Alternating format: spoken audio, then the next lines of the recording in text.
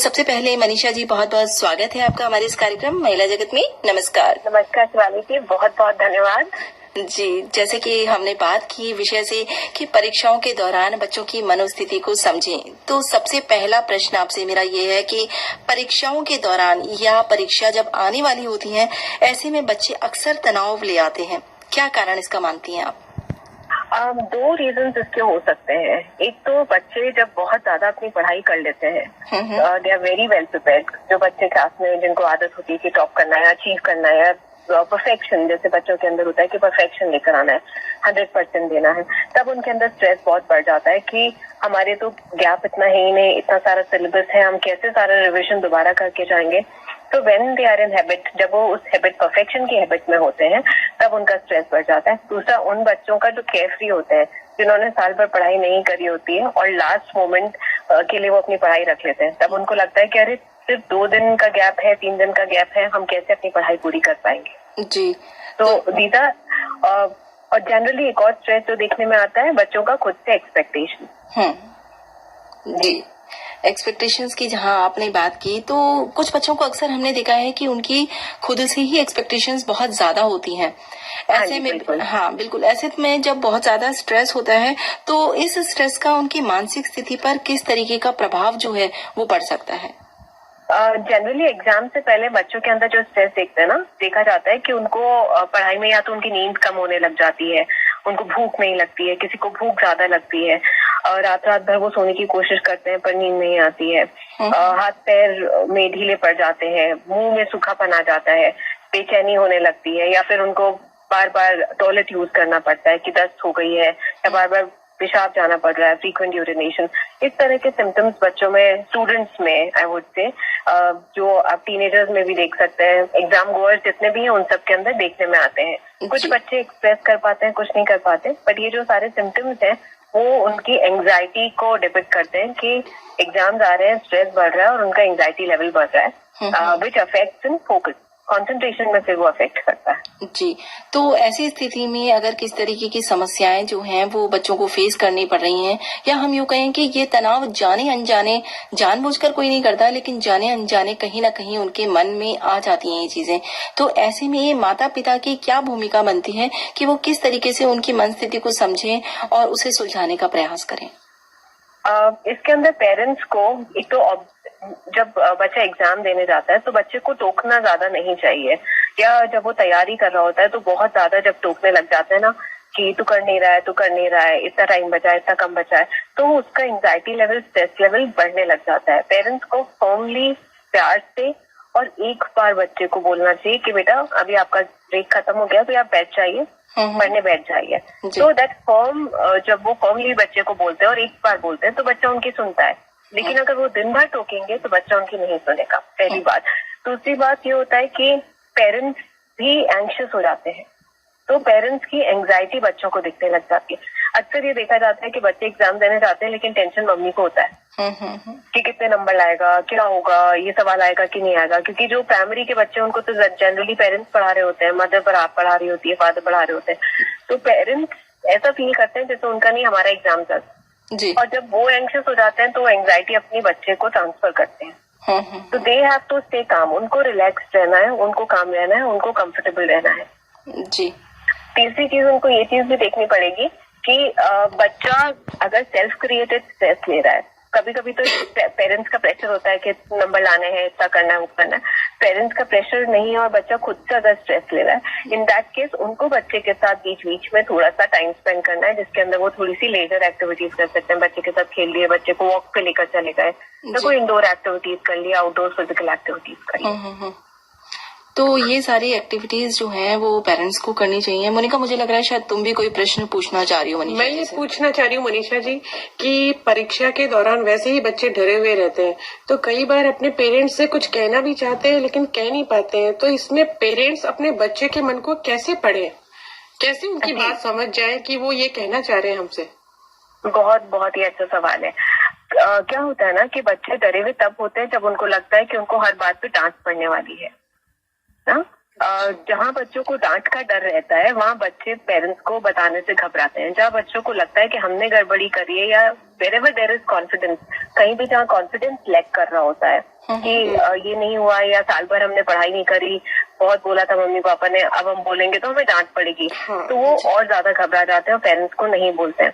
In that case parents, मैंने जो symptoms आपको शुरू में बताए थे कि बच्चे के अंदर चेंजेस आने लग जाते हैं, बॉडीली जो सोमेटिक सिम्टम्स है ना, जैसे पेन, कभी वो पेट में दर्द बताते हैं, कभी वो हेड सर में दर्द बताते हैं। छोटा बच्चा जो होता है ना, प्राइमरी का बच्चा अगर हम बात करें, 10 साल से उम्र, छोटी कम उम्र वाला बच्चा, वो अपनी एंजाइटी को बोलकर इतना नहीं बता पाता है, लेकिन उसकी अक्सर शिकायत रहती है कि पेट में बहुत दर्द हो रहा है, उल्टियां आने लग जाती है, भूख कम हो जाती है, इस तरह की जो कंप्लेन्स होती हैं। तो और या फिर वो बोलना कम कर देता है, तुम बैठने लग जाता है, बहुत बोलने वाला बच्चा चुप चुप बैठा है, अकेला कमरे में रहना पसंद कर रहा है। तो ये सारी चीजें उनको ऑब्जर्व करनी चाहिए। और जो बड़े बच्चे होते हैं वो जनरली एक्सप्रेस करते हैं या फिर उनका गुस्सा, चिड़चिड़ापन बढ़ जाता है। जो टीनेजर्स होते हैं वो हर बात पे चिढ़ने लग जाएंगे, चिल्लाने लग जाएंगे, उल्टा जवाब देने लगेंगे। तो when there is change in behaviour, तो उस चीज को ऑब्जर्व करना बहुत जरूरी होता है। जी, इस तरीके का ऑब्जर्वेशन मनीषा जी अगर पेरेंट्स की नजर में आता है, उन्हें लगता है कि बच्चा कहीं ना कहीं स्ट्रेस ले रहा है, किसी चीज को लेकर के परेशान है, तो ऐसे में क्या उन्हें करना चाहिए कि इस तरीके की चीजें जो है वो सॉर्ट आउट हो जाए? बच्चों का रूटीन सेट करना बहुत जरूरी है। सबसे इम्पोर्टेंट है कि अगर आप अपने बच्चे के अंदर कुछ बदलाव चाहते हैं तो आपको बच्चे से कनेक्शन बनाना पड़ेगा। जब भी मेरे पास पेरेंट्स आते हैं तो मैं उनको हमेशा बोलती हूँ कि अगर if you want to make a connect, if you want to bring correction, then you have to make connection with your child. ये बहुत इंपॉर्टेंट है। अगर आप बच्चे के अंदर करेक्शन करना चाहते हो तो आपको पहले उस बच्चे के साथ अपना एक कनेक्शन बनाना पड़ेगा कि आप उसके साथ अच्छे से बैठ पा रहे हैं, बात कर पा रहे हैं। तो जब वो बच्चा उनसे कनेक्ट करने लगता है तो उनकी बात सुनने भी लगता है। तो एक तो पेरेंट्स को अपना पेशेंस लूज नहीं करना चाहिए, फॉर्म टोन तो रखनी ही चाहिए। उसके अलावा बच्चे का टाइम टेबल और रूटीन भी सेट कर देना चाहिए एग्जामिनेशन के डेज में भी। जी, क्या होता है, जैसे जैसे एग्जाम्स आते हैं तो लगता है इसको समय कम बर्बाद करना चाहिए, इसके खेलने भी नहीं जाना है, बाहर भी नहीं जाना है, दोस्तों से भी नहीं मिलना है, टीवी भी नहीं देखना है। कई बार बच्चों को सब चीजों से दूर कर देते हैं कि पढ़ाई करो पढ़ाई करो पढ़ाई करो पढ़ाई करो। लेकिन एग्जाम्स के दिनों में भी ये सारी चीजें उतनी ही इम्पोर्टेंट होती है जितना कि नॉर्मल लाइफ में या नॉर्मल लिविंग में इम्पोर्टेंट होती है। तो जब बच्चा एग्जाम्स से कुछ दिनों पहले तैयारी कर रहा होता है या एग्जाम के बीच में होता है, उनको रोज 10 से 15 मिनट का वॉक करवाना चाहिए, फिजिकल एक्टिविटी करवानी चाहिए। उनके स्टडी टाइम के अंदर हमारा जो अटेंशन स्पैन होता है that is for about 45 minutes, 45 minute से लेके के आसपास हम कंसंट्रेट कर सकते हैं। उससे ज्यादा फोकस नहीं कर सकता इंसान, तो उसको एक ब्रेक चाहिए होता है। वो 2 मिनट का ब्रेक उनके लिए जरूरी है। बच्चे की प्रॉपर न्यूट्रिशन और डाइट का ध्यान रखें, उसको हेल्दी, मतलब ज्यादा चिकना खाना या जंक फूड नहीं खिलाएं, फ्रूट्स और वेजिटेबल्स देते रहे, कुछ कुछ जूस देते रहे, लिक्विड डाइट अच्छे से देते रहे, because that helps in memorising, memory में हेल्प करते हैं। एक्सरसाइजेस बहुत जरूरी है क्योंकि एक्सरसाइज होती है बॉडी के अंदर तो एक स्ट्रेस रिलीजिंग हार्मोन्स जिनको हम एंडोर्फिन्स बोलते हैं वो जनरेट होते हैं और उससे ये हैप्पीनेस हार्मोन्स होते हैं जिससे जो स्ट्रेस रिलीजिंग हार्मोन्स होते हैं वो सबसाइड होते हैं, वो कम होते हैं। तो जब एंडोर्फिन जनरेट होंगे एक्सरसाइज करने से, म्यूजिक सुनने से, तो उनका स्ट्रेस कम होगा। कभी ये सारी चीजें बहुत इम्पोर्टेंट है। और एक उनका सबसे इम्पोर्टेंट है स्लीप साइकिल, उनको समय से सुलाना और समय से जगाना। जी, वैसे भी कोरोना काल में थोड़ा सा जो है लाइफ का शेड्यूल है वो सभी का डिस्टर्ब जरूर हुआ है, लेकिन धीरे धीरे जिंदगी पटरी पर आ रही है। अच्छा मनीषा जी, एक और प्रश्न यहाँ मेरे मन में आ रहा है कि पेरेंट्स की अक्सर हम देखते हैं कि बच्चों को लेकर के एक्सपेक्टेशंस जो होती हैं वो बहुत ज्यादा होती हैं। और ये भी कहीं ना कहीं स्ट्रेस का कारण बन जाती है बच्चों को कि पेरेंट्स को लगता है कि नहीं आपके 90% से अबव मार्क्स आने चाहिए, नहीं आपको लाइफ में ये बनना है, नहीं आपको अपने करियर में इस तरीके की चीजें शामिल करनी है। तो कहीं ना कहीं ये सारी चीजें वो भी बच्चों के जब एग्जाम्स होते हैं उस समय पर वो स्ट्रेस लेवल उनका बढ़ा देती है। क्या कहना चाहेंगे इस बारे में? बिल्कुल बिल्कुल। एक्चुअली एक्सपेक्टेशंस पेरेंट्स की बच्चों से नहीं होती है, बेसिकली खुद की एक्सपेक्टेशंस होती है। समवेयर इन लाइफ हम कुछ करना चाहते हैं और अगर हम वो नहीं कर पाते हैं पर वो हमारे सबकॉन्शियस माइंड में स्टोर्ड है, हम वो करना चाहते थे, तो वो चीज वो छवि हम फिर अपने बच्चों में देखने लगते हैं, है ना, कि हमारा बच्चा ऐसा होना चाहिए, हमारा बच्चा को ये करना चाहिए। कल ही मेरे पास एक मदर आई थी, उन्होंने मुझे बोला कि मैं नहीं चाहती कि जैसे मैंने अपना समय बर्बाद किया मेरी बेटी भी वैसे ही समय बर्बाद करे, मैं नहीं चाहती कि मैंने जो गलतियां करी मेरी बेटी वो गलतियां करे।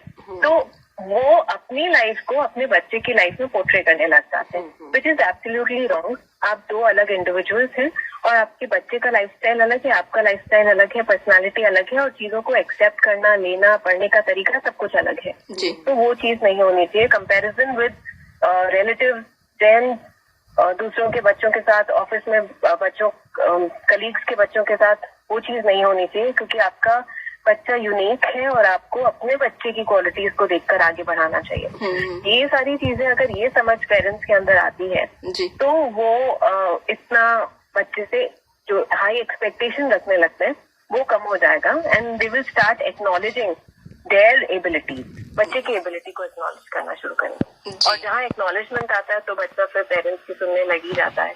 बिल्कुल बिल्कुल, बहुत ही अच्छी बात बताई मनीषा जी आपने। मनीषा जी, मैं एक और सवाल आपसे पूछना चाहूंगी कि जैसे कि अभी आपने बात की कि एक शेड्यूल बनाना चाहिए एग्जाम के दौरान, हाँ जी, हाँ जी। ऐसा नहीं लगता है कि शेड्यूल लाइफ में वैसे भी आम दिनों में भी फॉलो करना चाहिए बच्चों को, ताकि जब एग्जाम आए तो इतना बर्डन ना हो, और वही प्रॉपर डाइट, प्रॉपर योगा, व्यायाम, घूमना फिरना, ये सब कुछ चीजें भी शामिल होनी चाहिए।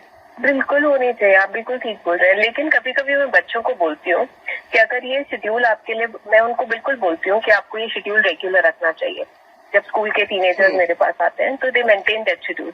फिर मैं उनको एक चीट दे देती हूँ कि कभी कभी मन ऐसा करता है कि हम कुछ भी ना करें, that is your cheat day, कि आप अपने आप से चीटिंग कर सकते हो, पर वो सिर्फ एक दिन होना चाहिए कि ठीक है हमारा सुबह समय से उठने का मन नहीं कर रहा है, थोड़ा सा 1 घंटा लेट उठना है, 1 घंटा लेट उठ लिया, आज एक्सरसाइज स्किप करनी है, कोई बात नहीं, आज एक्सरसाइज स्किप कर लिया, आज खूब सारा जंक फूड करना है, वो कर लिया, but that has to be only 1 day. कभी कभी चलता है, मतलब कभी कभी चलता है, रोज रूटीन में वो चीजें नहीं आनी चाहिए। और स्लीप साइकिल, तो उसका ध्यान तो हमेशा ही रखना चाहिए। हमारी जो रात की नींद है वो दिन की नींद कॉम्पनसेट नहीं कर सकती। रात को जब हम सोते हैं तो ब्रेन के अंदर जितना डेवलपमेंट होता है, मतलब ब्रेन वही जो वेयर एंड टेयर वाला होता है, ब्रेन पूरा दिन काम करता है, एग्जॉस्ट हो जाता है, तो रात का जो समय है उसके अंदर वो पूरा रिकवर करता है, अपने आप को काम एंड कंपोज करता है ताकि वो नेक्स्ट डे के लिए रेडी हो सके। और वो चीज वो सिर्फ रात में हो सकती है। दैट इज जो हमारी स्लीप सर्काडियन रिदम है। जैसे पहले तो सूर्य के हिसाब से हम चला करते थे, हमारे जो बुजुर्ग या हमारे जो पहले के लोग थे वो सूर्य के हिसाब से चलते थे, सूर्यास्त पर सोना और सूर्य उदय पे उठ जाना। पर अभी इलेक्ट्रिसिटी इतनी प्रोमिनेंटली इफेक्टिव हो गई है कि रात को भी रात नहीं होती है। बिल्कुल, और वो बहुत पुरानी कहावत भी है ना, early to bed early to rise makes a man healthy wealthy and wise. तो अगर बच्चे 10 बजे सो जाएं और सुबह को अगर वो उठकर पढ़े, 5 बजे उठ जाए या 6 o'clock उठ जाए, that is the best sleep time. वो ब्रेन को सबसे ज्यादा एनर्जेटिक बनाती है। जी। तो सखियों, बहुत ही अच्छी बात है डॉक्टर मनीषा गौर ने हमें बताई। आपको बता दें कि डॉक्टर मनीषा गौर जो है साइकोलॉजिस्ट, काउंसलर और रिलेशनशिप एक्सपर्ट हैं और इस वक्त हमारे साथ फोन लाइन पर जुड़ी हुई हैं आप सभी के लिए बहुत ही महत्वपूर्ण जानकारी के साथ। तो मनीषा जी, चलते चलते क्या एक संदेश देना चाहेंगी आप हमारी सखियों को या सुनने वाले सभी श्रोताओं को, क्योंकि ये दौर सभी माता पिताओं के लिए जिनके बच्चे पढ़ने वाले हैं, जो पढ़ रहे हैं, वो कहीं ना कहीं उस दौर से गुजर रहे हैं, क्योंकि एग्जाम्स का टाइम है, तो एग्जाम्स या तो होने वाले हैं या फिर चल रहे हैं। क्या कहना चाहेंगे? आप लोगों को सबको बिल्कुल रिलैक्स रहना है, क्योंकि एंजाइटी कंटेजियस होती है। आपकी एंजाइटी आपके चेहरे पे नजर आती है और वही चेहरा देखकर बच्चा बड़ा होता है। तो आप बोले ना बोले, आपके चेहरे को देख के बच्चा वो चीजें भाप लेता है और अपने अंदर ले लेता है। तो it is very important that you keep yourself relax, ताकि आप अपने बच्चों को रिलैक्स रख सकें। बहुत ही अच्छा सा मैसेज। और मुझे लगता है कि जो ये संदेश है वो जरूर हमारे सुनने वाले जितने भी पेरेंट्स हैं या फिर जो बच्चों को लेकर के इस तरीके से उनके स्ट्रेस को लेकर के या खुद के स्ट्रेस को लेकर के आगे बढ़ रहे हैं, उन्हें कहीं ना कहीं स्ट्रेस को रिलीज कर देना चाहिए और एक अच्छे पेरेंट्स की तरह अपने बच्चों को थोड़ा सा मोटिवेट करके, थोड़ा सा खुश मिजाज माहौल में रख करके उन्हें परीक्षाओं की तैयारी करवानी चाहिए। तो डॉक्टर मनीषा कौर, आपने अपने बिजी शेड्यूल में से समय निकाला और हमारे श्रोताओं के साथ इतनी महत्वपूर्ण जानकारी साझा की, इसके लिए आपका बहुत बहुत धन्यवाद। Thank you so much. मुझे बहुत अच्छा लगा, बहुत बहुत धन्यवाद। सारे श्रोताओं को भी बहुत बहुत धन्यवाद।